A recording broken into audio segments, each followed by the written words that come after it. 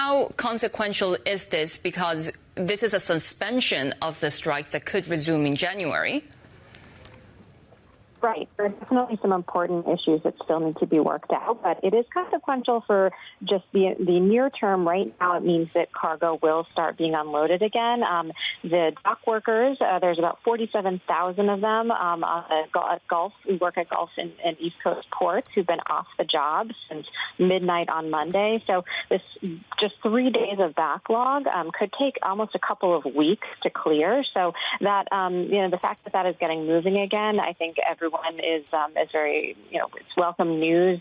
We saw the White House issue a statement, the National Retail Federation. So certainly everyone's excited, but there is a note of caution because they have to work with issues like concerns about automation that the union is concerned about. They want protections there. So none of that is set in stone. They'll have to continue these discussions between now and January 15th. What do you see as potentially the real sticking points that we should be looking out for? Well, as I mentioned, the automation issue is really the big one. It sounds as though there has been some agreement around wages, which was another sticking point. We have seen some reports and seen union officials saying that there is basically an agreement in a new contract to have wage increases that are close to 62% for the dock worker. That's much closer to what they had been asking for. We saw that there was a sort of a last-minute offer from the shipping lines, the employers on Monday for a 50% increase, and that didn't do the trick, but the White House has really been putting pressure on both sides this week to come to a deal. So it seems that there was agreement around the wages, but then that just means that the bigger, thornier question around automation, which we've seen that some advancements there on West Coast ports in the U.S. and certainly around the world.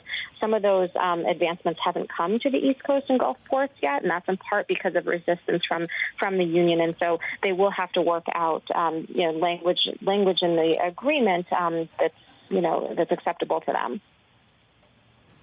So how important are these ports in the global supply chain, and how long will it take to clear up some of the backlogs that we might have seen this week given the strikes? Sure. Well, we have been seeing some analyst estimates saying that for every day that the workers were on strike, it would take approximately a week to clear the backlog. Some more recent estimates have suggested it could be a little faster than that. We've seen, about roughly 12 days it would likely take. But still, that means for cargo, some of which, it's auto parts, it's equipment, it's medical supplies, but there's also a lot of fresh fruit. I mean, we know one of the ports in Wilmington, Delaware, is responsible for bringing in about 2/3 of the country's bananas. So that's just sitting there right now.